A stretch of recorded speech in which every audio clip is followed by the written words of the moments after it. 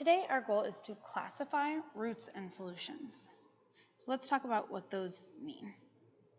A root is just another word for an x-intercept. And a solution, we talked about earlier, a solution is a value or a number you can substitute into a variable to make the equation true. For example, x equals 2 is a solution of the equation x plus 5 is 7, since 2 plus 5 is indeed 7, right? 7 equals 7, that's true. And by classify, we mean put into one of a couple categories. For example, you can classify a high schooler as a 9th grader, a 10th grader, 11th grader, a 12th grader. You could classify a grade as passing or failing, or classify it A plus, A minus, B plus, B minus, or so on. So the question is, what kinds of categories are there for roots or solutions? Let's take a look with our first example. Example 1 isn't asking us to categorize, it's just asking us to find what actually are the roots or the x-intercepts of these three functions. So f of x has x-intercepts or roots where its y values are 0. This equation factors nicely.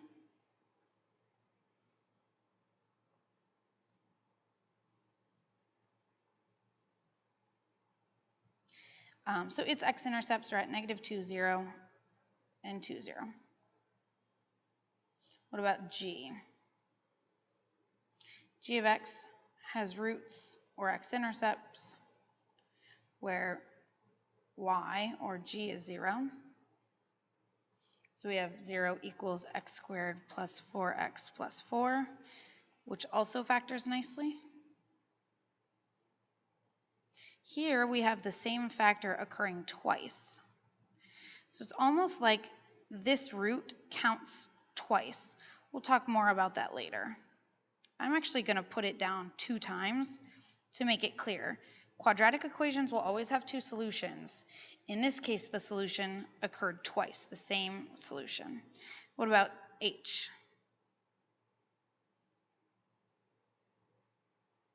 Again, we're going to substitute 0 in for y. Well, this would be x squared plus 0x plus 4. To factor, we need 2 numbers that multiply to 4 and add up to 0.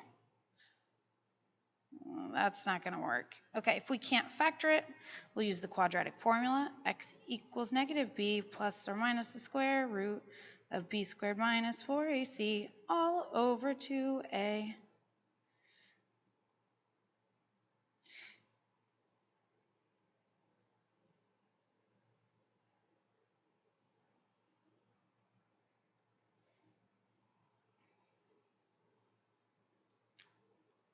We're going to square 0 and multiply. Oh, this is interesting. We get the square root of 16 times the square root of -1, which we know is 4i all over 2. So x equals positive or negative 2i.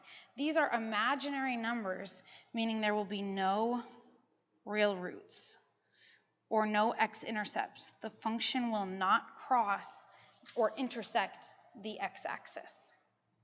Okay, let's take a look at example 2.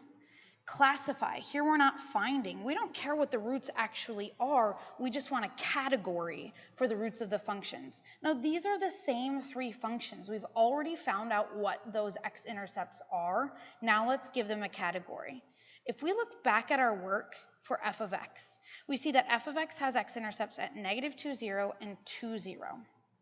I'm just going to summarize that here. F has roots at 2, 0, and -2, 0. So f has 2 real roots. That's the category. They're 2 different roots or x-intercepts, and those numbers are real. 2 and -2 are numbers you've been working with your whole life. They're not imaginary numbers. Let's take a look at g. We found out that G has roots at -2, 0 and -2, 0. I said that counts twice. Here's how we would categorize it. Oops. G has one real root of multiplicity 2. One real root, because -2 is a real number, the root is the x-intercept of multiplicity 2, means the single root or the single x-intercept occurred twice.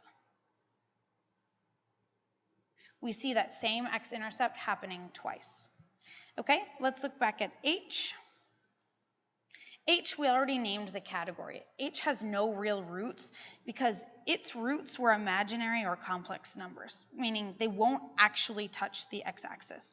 So you can say two things. You can either say H has no real roots. That would be fine as a category, or equivalently, you could say H has two complex roots.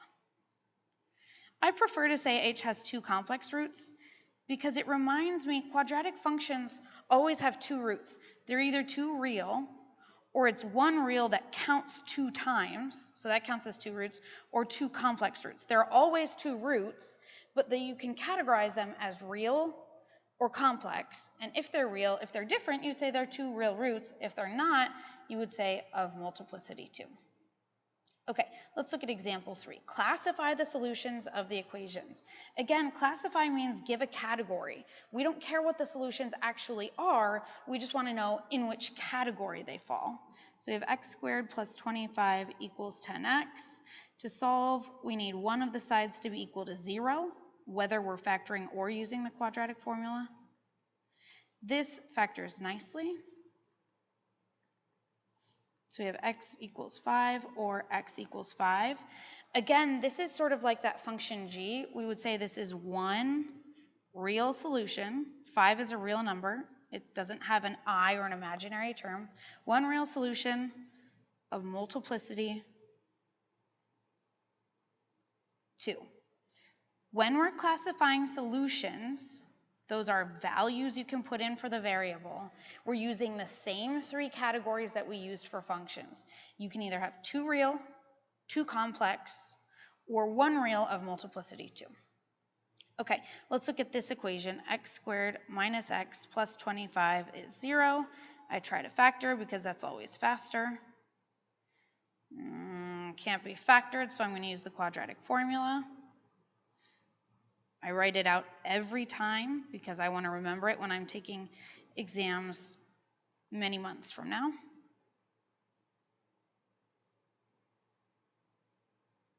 Put -1 in parentheses so you don't make sign errors.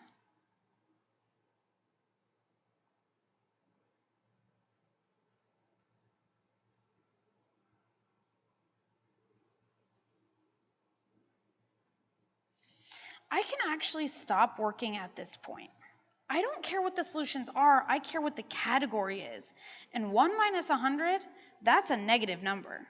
So I'm going to have the square root of a negative number. In this case, it's -99, but I don't care what the value is, I care what the category is. I know the square root of a negative number is going to lead to 2 complex solutions. I can stop here since the directions were to classify, not to actually find the solutions. Okay, one more example. Let's take a look at what these would look like graphically. Here's my example C of 2 complex roots. The function doesn't actually touch the x-axis, so it doesn't have any real roots. Whereas in B, we can see one root here and one root here. They're different, so we would say these are 2 real roots. In C, there's only one x-intercept, but I know it counts twice. So here's your example of what it would look like to have one real root